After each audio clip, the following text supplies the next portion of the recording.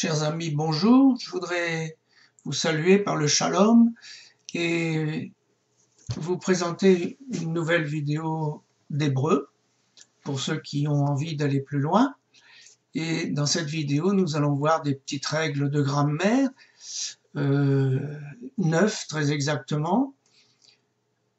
C'est des petites règles qui sont utiles parce que quelquefois, on ne comprend pas la traduction, on se dit, tiens, y a-t-il un article ou est-ce qu'il n'y en a pas, etc. Et il faut pouvoir déchiffrer ces petites choses-là, ce sont des détails. Mais j'aimerais vous les montrer tranquillement, donc on va faire ça paisiblement. Et c'est pour ceux qui veulent aller plus loin, évidemment, dans l'hébreu. Ensuite, plus tard, je reprendrai sans doute les vidéos plus ordinaires. Ils ne sont pas construites à partir de l'hébreu, mais qui permettent de réfléchir sur le sens des textes. Alors, nous allons commencer. Donc, vous voyez qu'il y a 9 règles. La règle de l'article, les consonnes qui peuvent être voyelles. Là, ça répondra à une question qui m'a été posée.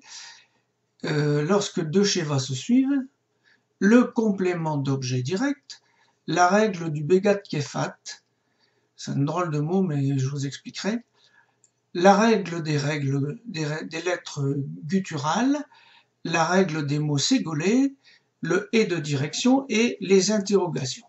Alors, on va commencer, passer un peu de temps sur chaque règle, et puis,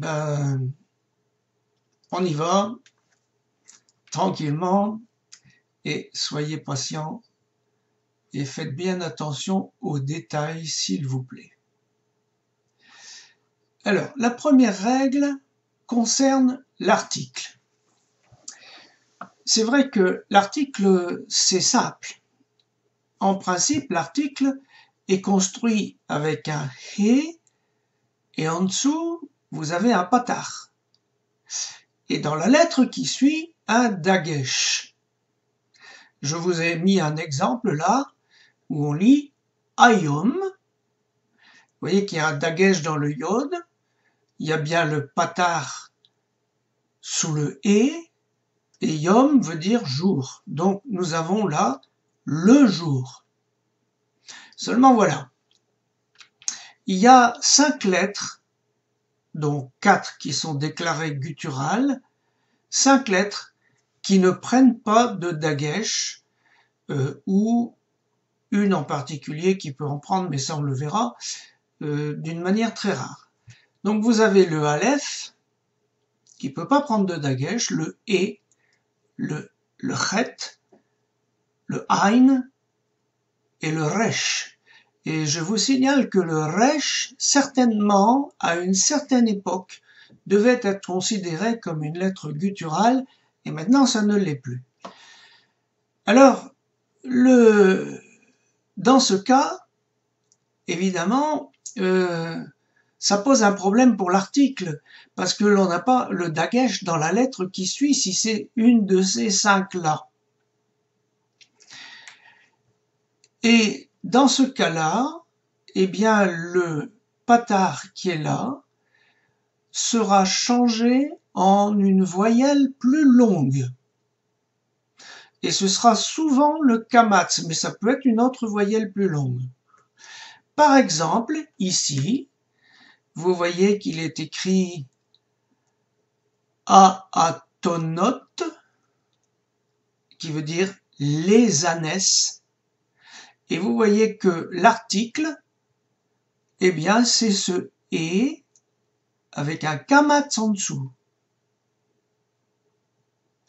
Ici, Aratzim, le resh ne peut pas prendre de dagesh, donc l'article devient le he avec un kamatz en dessous, et ça veut dire les coureurs, ici. Donc vous voyez comment ça se transforme. Ça, c'est relativement simple, parce que avec l'habitude, on voit que l'article y est, en tout cas le he y est. Seulement voilà, je continue et quelquefois, il faut un détective là, vous voyez que je vous ai mis, quelquefois, il y a des, je remonte ici, quelquefois l'article, il est caché. C'est-à-dire que le « et » est une lettre faible. C'est une lettre faible. Il y a des lettres faibles. Les lettres faibles, ce sont des lettres qui peuvent tomber. Vous avez le aleph, qui est une lettre faible, le he, le vav, le yod et le nun. Et c'est curieux parce que d'un point de vue spirituel, vous savez que le aleph représente Dieu le Père. En fait, il représente Yod et Vavé, très exactement. Le He représente le Saint-Esprit. Le Vav représente Yeshua. Le Yod représente la main du Père. Et le Nun c'est le poisson. Et nous sommes des poissons. Et tout ça est fragile. Regardez. Ça peut tomber. Si l'une des lettres bête, qui veut dire dans, lamed, qui veut dire vers ou pour, kaf, qui veut dire comme, précède un mot qui a déjà un article, donc vous voyez que là on va avoir deux préfixes, eh bien le he de l'article tombe. C'est une lettre faible. Et l'article va laisser un souvenir. Par exemple, vous voyez ici dans le mot bamishpat. Bamishpat, vous avez le bet et vous avez le mot mishpat derrière. Le mishpat, c'est le jugement. Mais donc ici, vous avez dans mishpat. Et l'article, il est caché. Il est caché parce que le « et », bien sûr, a disparu, mais regardez, il laisse une trace. Vous avez le patar qui est resté et le dagesh dans le même sont restés. Donc, le détective a trouvé qu'il y avait un article. Et donc, ça se traduit dans le jugement et non pas dans un jugement. Prenons l'autre mot. On peut le lire lazvouv ou lazevouv, ça dépend. Normalement, c'est plutôt lazvouv. Et zevouv, le mot zevouv, c'est une mouche. Eh bien, regardez, le lamed veut dire vers ou pour, et vous avez l'article qui est caché. Donc, vous avez le patar et le dagesh dans le zayn. Donc, vous voyez, ici, on traduira vers la mouche. Le troisième exemple utilise le kaf qui veut dire comme.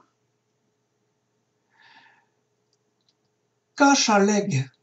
Kachaleg, ici, vous voyez que le patar est resté, le dagesh ici, alors évidemment parce que c'est une consonne qui peut porter le dagesh, hein, parce que là aussi ça peut poser problème, hein. Mais vous voyez qu'ici l'article est caché. Donc on va traduire comme la neige. C'est chaleg, c'est la neige. Donc vous voyez que ça c'est une règle, c'est ce que j'appelle la règle de l'article. C'est pas très compliqué, mais dans la traduction, on voit ou on ne voit pas l'article, s'il est là ou s'il n'est pas là. C'est important pour la traduction. Règle suivante. Les consonnes qui peuvent être voyelles. Alors, il s'agit en réalité du vav et du yod, puisque c'est la main de Dieu, et ça c'est la main de Dieu qui descend sur terre. Ces deux lettres qui sont d'ailleurs interchangeables. C'est très curieux. Hein. Alors le Vav, prenons le Vav parce que c'est ça le plus important. Quand est-ce que le Vav est une voyelle et quand est-ce que c'est une consonne? Eh bien, pour que le Vav soit une voyelle, il doit être de la forme O, vous voyez ici avec le point au-dessus, ou le point dedans, ça veut dire ou. Mais c'est pas suffisant. C'est pas suffisant parce que ça, je pourrais le lire vo, et ça, je pourrais le lire comme Vav à doubler, vous voyez? Eh bien, il faut que cette voyelle, O ou OU, soit portée par la consonne qui le précède. Tandis que pour que le Vav soit une consonne, eh bien, il doit lui-même porter une voyelle ou un Sheva. Par exemple, le mot qui a été traduit par Ève, regardez, c'est pas le Vav qui est ici est une consonne, bien qu'il y ait un dagesh dedans. C'est comme si la lettre était doublée. C'est donc Chava. Chava. Et le Vav porte la voyelle patar. Ici, j'ai mis un autre mot et vous voyez que le Vav a un dagesh, mais ça n'est pas un ou, parce que vous avez un i long qui est fait d'un point en dessous et du yod. Donc ça va se lire vi. Donc, si vi ti ira, tiviti ira, qui se traduit je t'avais ordonné. Et vous voyez que c'est le même cas que précédemment. Mais attention, attention, quand vous avez un ou en préfixe, comme ici, vous voyez dans le mot oumei, quand c'est en préfixe, vous voyez qu'il n'est pas porté par une consonne, hein, c'est un ou en préfixe qui va se traduire et on le lit ou. Hein. Oumei amaboul, oumei amaboul. Et les eaux du déluge. Le déluge, c'est le maboul. Hein. Quelquefois, on est maboul, on a le déluge dans la tête. Hein. Donc, vous voyez qu'ici, ça, c'est le cas où on le lit comme une voyelle toute seule. Elle n'est pas portée, c'est en préfixe, et ça se traduit « et ». C'est une forme de « et ». Il y en a 4. Hein. Alors, ici, maintenant, Veyamav. On va lire ce mot comme ça, Veyamav, en séjour avec un S, c'est un lui. La racine du mot, c'est yom. Yom, donc vous voyez que c'est le yod avec le même. Et il y a un suffixe qui se lit, qu'on devrait lire aïv, vous voyez ici, mais le yod on l'entend pas. Et donc on va le lire av. Et devant vous avez v, veyamav, on pourrait mettre un dagesh aussi, ça dépend. D'ailleurs normalement si je prends le mot séparément, il y a un dagesh dedans.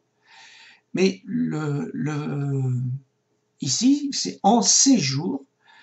Et vous voyez que le yod, ici, c'est une consonne qui porte la voyelle kamat.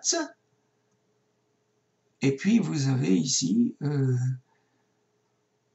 alors ça c'est un peu spécial, ça se termine par un vav tout seul. C'est un suffixe nominal, donc à lire dans une table. C'est un cas particulier. Alors, concernant le iode, pour que le iode soit une voyelle, il doit être de la forme I long. Vous voyez, ici, j'ai mis un point sous le aleph et le iode qui suit. Ça, c'est un I long et c'est donc une voyelle qui est portée par le aleph ici. Mais si vous avez le point sous le iode, ici, directement, alors là, le iode est une consonne et la voyelle est le point qui est en dessous. Et donc, on le traduira II. Y-I. Vous voyez, c'est le cas particulier.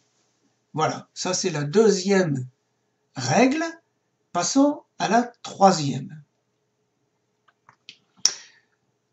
Deux sheva qui se suivent dans un mot. Et c'est tout à fait possible.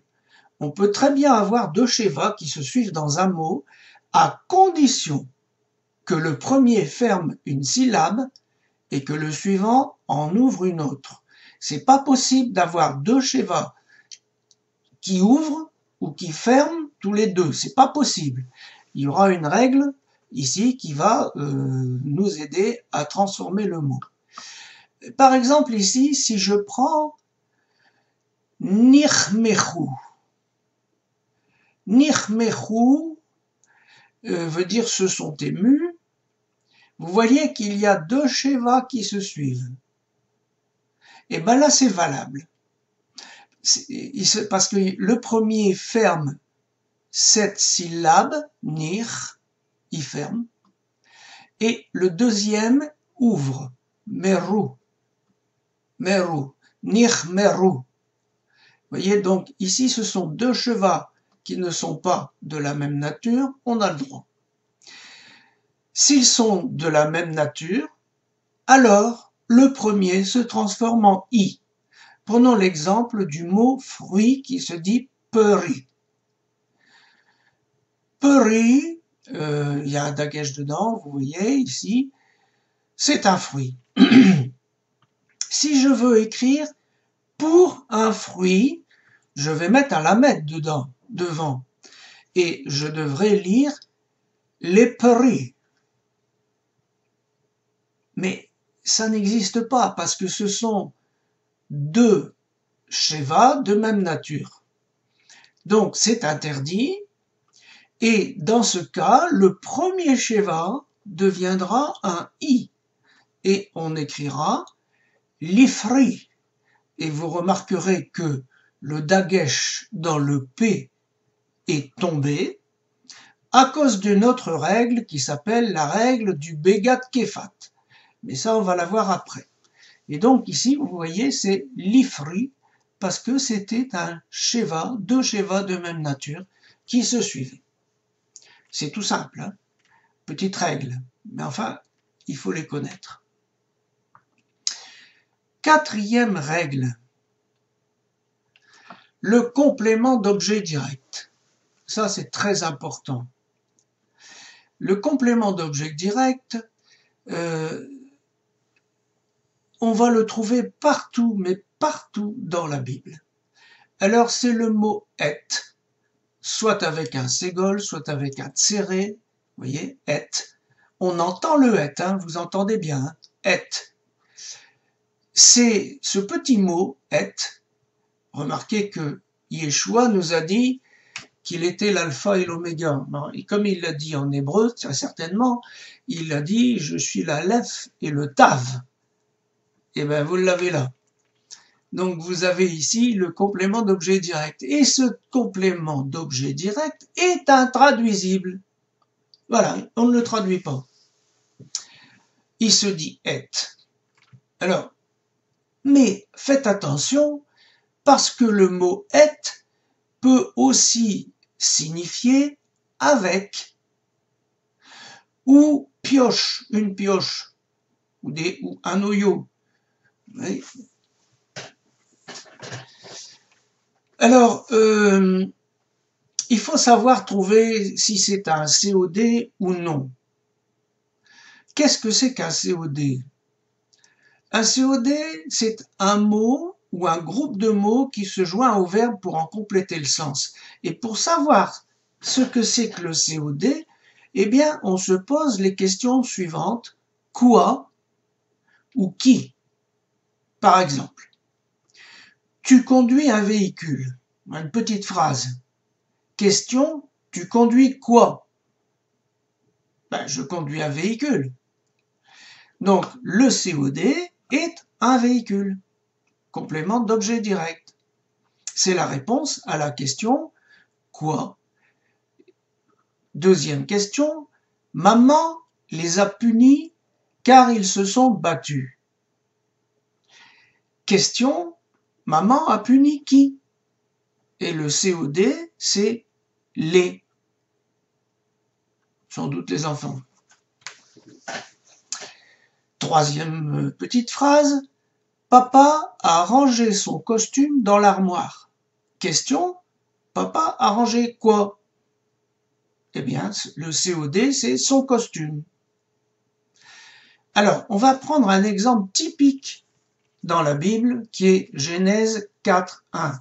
Parce que dans cette petite phrase, et elle est très, très intéressante, dans cette petite phrase, on trouve 3 fois le mot « être ». Je vous l'ai mis en français, mais j'ai laissé le mot « être » attaché au mot qui est associé.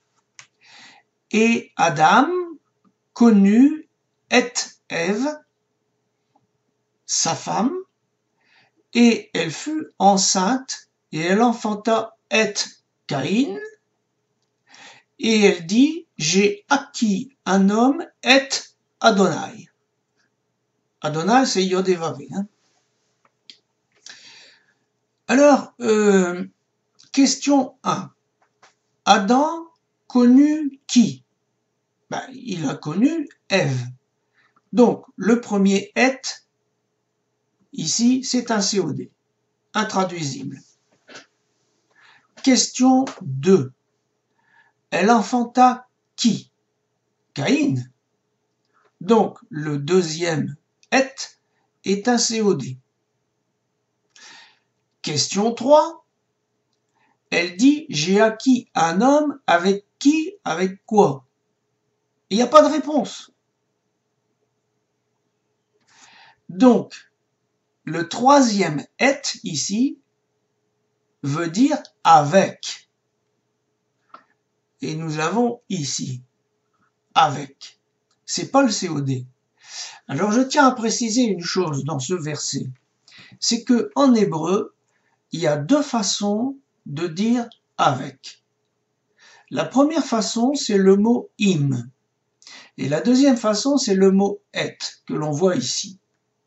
Mais ça n'est pas tout à fait le même sens. Par exemple, si je dis « j'écris un livre avec mon ordinateur », eh bien, je prendrai « et » pour dire « avec ». Si je dis « j'écris un livre avec un ami », eh bien là, je prendrai « im ». Ça veut dire que avec « im », le mot « im » sous-entend une collaboration. Tandis que le mot « et », c'est « avec », mais avec un instrument. Et regardez comme c'est grave ici. Parce que Ève dit « j'ai acquis un homme avec un instrument qui s'appelle Yod et Vav ». Vous vous rendez compte? C'est ça que ça veut dire. Elle considère qu'elle a utilisé Dieu, elle s'est servie de Dieu pour avoir un enfant. Ça n'était pas une collaboration. Et vous savez ce qui arrivera à Caïn.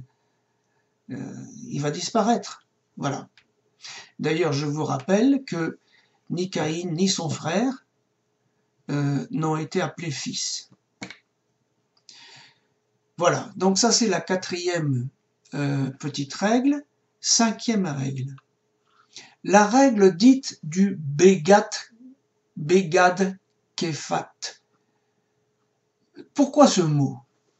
Eh bien, parce qu'il y a 6 consonnes qui ne prennent pas un dagesh qu'on appelle le dagesh faible en début de mot, pardon, qui prennent un dagesh faible en début de mot ou après une syllabe fermée par un sheva. Alors, je rappelle que une syllabe ouverte, c'est une consonne avec sa voyelle.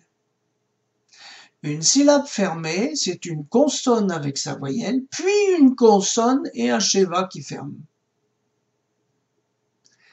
Il n'y a qu'une voyelle, hein. Et on met les lettres du Begat Kefat en suivant. Regardez, on a écrit un mot avec. Si vous lisez ce mot, eh bien, ça fait Begad Kefat.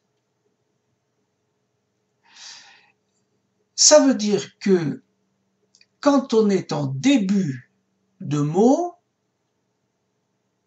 ces lettres-là prennent un dagesh. Quand on est après une syllabe fermée, on prend un dagesh aussi. Mais quand on est à la fin d'une syllabe ouverte, le dagesh tombe. Exemple. Ici, on va pas dire Vereshit, on va dire Bereshit. Bereshit dans un commencement, il n'y a pas d'article. La traduction qui dit dans le commencement ou au commencement est une mauvaise traduction. Ça veut dire qu'il y a peut-être eu d'autres commencements avant. Vous comprenez, c'est important. Donc ici, il y a un dagesh dans le bet. Autre mot, tefila. Tefila, c'est une prière. Regardez, le tav. Ici, le tav prend un dagesh, mais ici, vous voyez que la syllabe, ces deux lettres-là, ces deux consonnes, on a mis un sheva, et voilà la voyelle, c'est I. Eh bien ici, il n'y a pas de dagesh, le dagesh est tombé. Donc ça fait tefila et non pas tebila. Le mot panim, alors ça veut dire d'efface. Je vous signale en passant que ce mot est toujours au pluriel. Donc on ne peut pas traduire par exemple un verset qui dirait j'ai vu ta face. C'est pas possible dans la Bible. C'est j'ai vu tes faces. Parce que nous avons tous plusieurs faces, plusieurs facettes de notre personnalité. Et c'est pareil pour Dieu. Donc, panim, ça n'est pas fanim.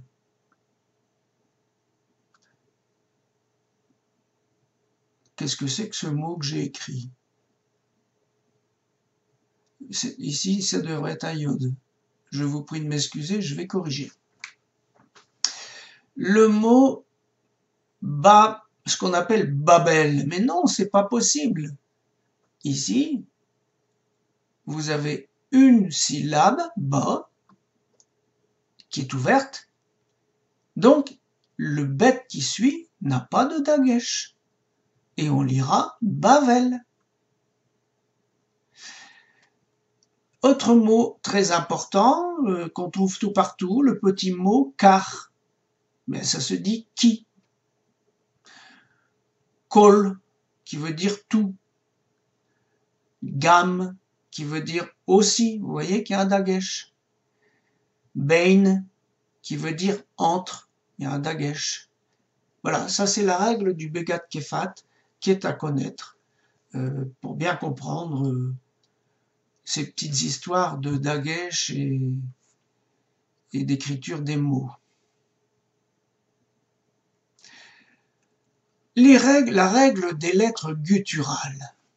Alors, il y a 4 lettres gutturales que je vous ai mises. Ein, Chet, He, Aleph. Et elles ne prennent jamais de dagesh. Jamais, sauf le « et » dans certains cas qu'on appelle le « hémapique ». La lettre resh ne prend pas non plus de dagesh. Les lettres gutturales, d'une manière générale, supportent rarement les sheva. Mais elles acceptent des sheva colorés, ce qu'on appelle des sheva colorés. Donc ici, c'est un sheva coloré en patar. Ça se prononce A. Sheva coloré en ségol, ça se prononce E. Et sheva coloré en kamat, ça se prononce A. Eh bien, regardez les mots. Ici,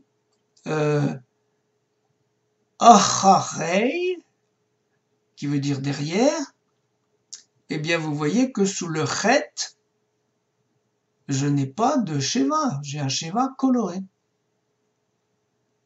Le mot asher, qu'on retrouve tout le temps, qui veut dire qui, que, eh bien, sous le aleph, j'ai un sheva coloré. Émet, le mot vérité, ah, c'est fabuleux ce mot. Mais vous voyez que sous le aleph, j'ai un sheva coloré. Le aleph représente yod et vavé. La vérité, si vous retirez le aleph, il reste met. Et met, c'est la mort. La vérité sans yod et vavé, c'est la mort. Hatsi, chatsi. Chatsi, qui veut dire moitié. Regardez, c'est sous le chet, c'est encore un sheva coloré. Amod. Amod, c'est un ordre qui veut dire tiens-toi. Eh bien, vous voyez, sheva coloré. Achon. Achon. Eh bien, vous voyez, sous le he, sheva coloré. Elohim. Elohim, qui est donc le Dieu créateur, Dieu juge, au pluriel, sheva coloré sous le aleph. Alors, donc, ça c'est une règle. Mais vous avez le hémapique. Alors, qu'est-ce que c'est que ce hémapique? C'est un corps rare, mais qui existe. C'est un suffixe pour désigner le possesseur de la troisième personne du féminin singulier. Par exemple, si vous écrivez le mot sous, ça veut dire un cheval. Sous. Si vous écrivez sous ça, ben c'est une jument. Mais si vous écrivez sous ça, alors attention, le hé, là on l'entend un petit peu. Sous ça, eh bien ça veut dire son cheval à elle. Et il y a un point dans le hé qui veut dire c'est l'appartenance à elle. Donc ça, il faut faire très attention, hein, parce que la traduction n'est pas du tout la même. Vous voyez? Donc il faut, quand on fait de l'hébreu, il faut faire attention aux moindres détails. Et là, vous avez un cas, le hémapique. Entre parenthèses, si je remonte un petit peu plus haut, vous voyez que on a vu le « et » ici de l'article qui peut disparaître. Le « et », c'est aussi l'image du Saint-Esprit. Et tout d'un coup, pouf, on ne le voit plus. Ici, le « et », vous le retrouvez autrement, vous le retrouvez sous la forme d'une possession. Le « et », on va le retrouver encore dans autre chose. Il a des rôles multiples. Alors, maintenant, on va parler de la règle des noms ségolés. Le mot ségol représente 3 petits points en triangle et en fait, ça forme une petite grappe de raisin. Et vous savez que le peuple d'Israël porte plusieurs noms. Il est encore appelé Am Ségoula, peuple de la Ségoula. Et le mot Ségoula, Ségoula ici, signifie propriété, possession, trésor particulier. Alors on dit peuple du trésor particulier. Et le trésor particulier, c'est la Torah. Israël, c'est un peuple extraordinaire, hors des autres peuples. Ils ne se mélangent pas. Comme l'eau et l'huile ne se mélangent pas. Vous avez beau secouer, au bout d'un moment, les deux se séparent. Parce qu'il a un trésor particulier, c'est la lumière du monde. Alors, les noms ségolais, c'est quoi? Il y en a 3 sortes. Soit vous avez 2 ségoles, comme ça. Un nom ségolais, c'est un nom qui aura un ségole sous la 2e lettre, dans la racine. Et ça, c'est une forme, donc 2 ségoles, ou alors un tséré, un ségole, ou alors un o et un ségole. 3 formes différentes. Mais quand on ajoute un suffixe, alors la forme change. Par exemple, ici, quand on aura 2 ségoles, si vous mettez un suffixe, eh bien le premier ici deviendra un patar. Par exemple, le mot roi, c'est Meller. C'est bien un ségolé. Si on veut mon roi, on devrait l'écrire Melechi. On devrait l'écrire comme ça. Eh ben non, ça marche pas parce qu'il y a une règle qui dit que ce premier ségole va devenir un A. Et à la fin, on écrira Malchi, mon roi. Malri. Dans le cas du deuxième mot ségolé, ça devient un I. Par exemple, le mot Sefer. Sefer, c'est un livre en rouleau, le Sefer Torah.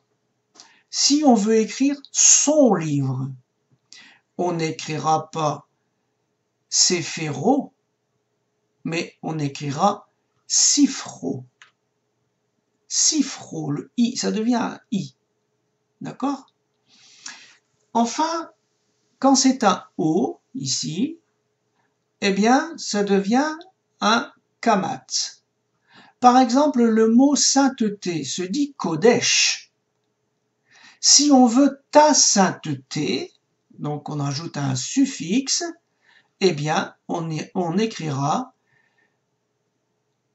katshera. Katshera. Vous voyez, c'est devenu un A et non pas un O. Voilà, ça c'est la règle des noms ségolés. 8e règle, le hé qui revient encore une fois, le hé de direction. Alors là, il faut faire attention. L'idée de direction peut s'exprimer en fin de mot par un et un kamat sous la lettre précédente. Donc je vous l'ai dessiné ici. Et cette direction peut se traduire par le mot vers. Alors, on prend un petit morceau de verset ici, qui parle d'une frontière. Alors la frontière, c'est la limite, il faudrait mettre plutôt un nom masculin, parce qu'en hébreu c'est masculin. Bon, j'ai mis la limite, mais c'est masculin. Veyarad, Agavul, Ayardena. Veyarad, Agvul, Ayardena, qui se traduit et, c'est le vav, Yarad, c'est descendre, entre parenthèses il s'agit de la limite au masculin. Agvul, c'est l'article, vous avez l'article et Gevul. Gevul, c'est la limite, c'est le bord, on pourrait dire. Voilà, le bord.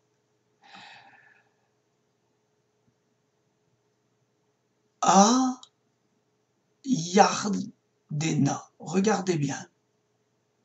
Vous avez l'article, ici, et Yarden, le mot Yarden veut dire Jourdain. Mais vous voyez que ça se termine par un « et » précédé d'un « kamatz ». Eh bien, ce « a » final veut dire « vers ».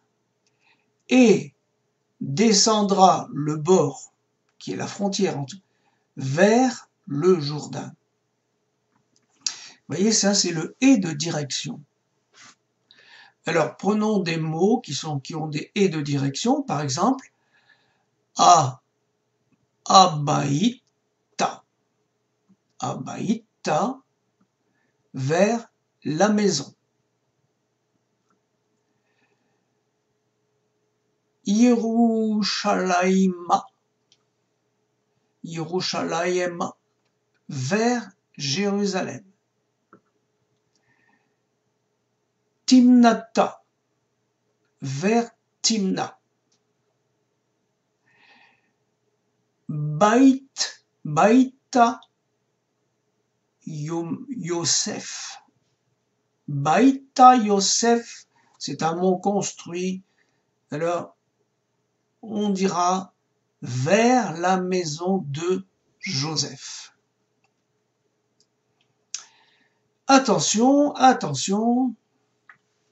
Vous voyez que ce « et » là, de direction, eh bien, ressemble très fort à un suffixe, le suffixe d'un verbe conjugué à l'accompli troisième personne du féminin singulier. Par exemple, si je prends Shamra, vous voyez que ça ressemble? Aïe, aïe, aïe, aïe, aïe, aïe, aïe, ça c'est quelque chose. Et c'est à nous à voir qu'il s'agit d'un verbe et que ça veut dire « elle a gardé ». Alors, pour faire la différence, il faut se servir de l'accent tonique. Parce que, d'ordinaire, si vous voulez, en hébreu, l'accent tonique est en général sur la dernière syllabe d'un mot. Mais quand il s'agit d'un « a » comme ça, de direction, eh bien, ça n'a pas l'accent tonique. Ça veut dire que l'accent tonique est avant. Et je vous prends ici ce mot, Ayardena. Oui, je l'ai pris avec ici la cantillation. Ces deux points qui sont au-dessus, la cantillation, signifie qu'il y a une pause à la fin du mot, mais cette cantillation, elle est placée sur la syllabe qui a l'accent tonique. Donc l'accent tonique est sur le D ici, et non pas sur le na. Donc le A qui est là, c'est bien le A de direction. Faites attention, si vous vous attachez, si vous allez étudier la cantillation, mais regardez bien où se trouvent les symboles. Donc là, c'est une pause, mais en même temps, ça donne l'accent tonique. Eh oui, il y a beaucoup de choses dans l'hébreu. Hein. Neuvième et dernière petite règle, les interrogations. Alors j'ai mis dans un tableau ici les pronoms interrogatifs.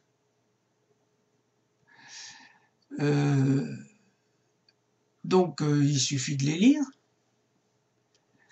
Et j'ai mis un verset, un petit verset de Job 4, 7, ici, complet. J'ai pas fait les petites pauses, etc., mais il est complet. Et ici, c'est intéressant parce qu'il y a deux questions dans ce verset. Alors, on va le lire. Zerachna mi unaki avad, veifo yesharim nichadu. Zerarna mi unaki avad, veifo yesharim nichdu. Alors, Zerar, ça veut dire souviens-toi. Le petit mot na, ici, ça veut dire s'il te plaît. C'est un petit mot utile qui est fort important. Ensuite, nous avons une question. Qui? Mi. Vous regardez dans le tableau, c'est bien qui parce que mi, c'est une question pour les personnes. Qui? Ou veut dire lui. Innocent. A péri. Quel est l'innocent qui a péri? Et ici, V et faux, c'est une interrogation qui veut dire où. Et où des gens droits ont disparu. Donc, c'est ici, quand vous trouvez ces mots, eh bien, ce sont des interrogations. Mais, vous allez retrouver encore le « et ». Le « et » peut être un « et » interrogatif. Et pour ça, il doit se placer en préfixe avec, vous voyez, qu'un sheva coloré en patar. Par exemple, vous avez asamta. Asamta veut dire as-tu mis. Vous voyez que ça n'est pas un article. Ici, araita, ça veut dire as-tu vu. Ça n'est pas un article. Seulement le problème, devant un sheva ou une gutturale qui n'a pas le droit de prendre de dagesh ici, eh bien, regardez, devant un sheva ici, le sheva coloré devient patar.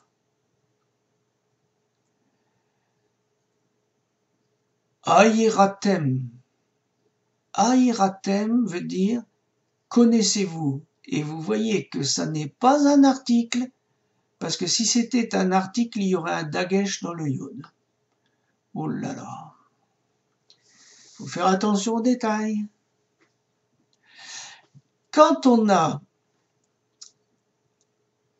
un kamatz sous le aleph, le e, le chet ou le ain, ici, eh bien dans ce cas le e interrogatif devient e avec un ségol. Et racham, iyeye.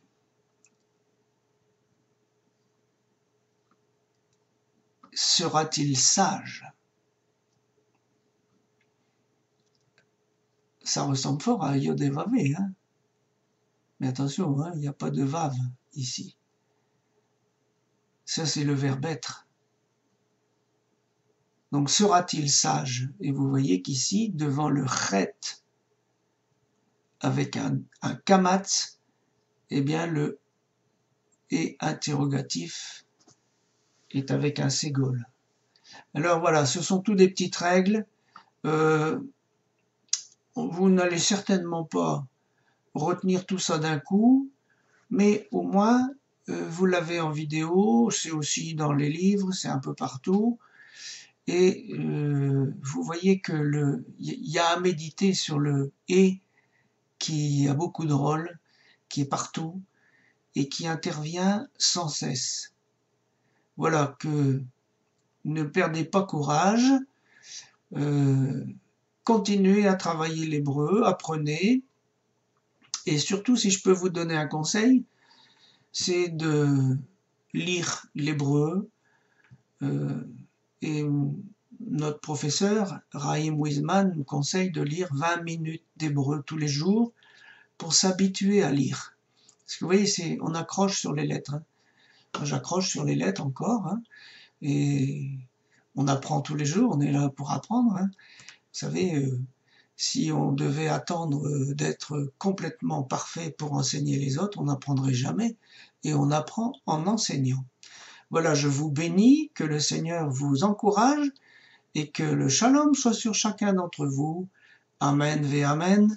À bientôt. Que le Seigneur soit sur vous.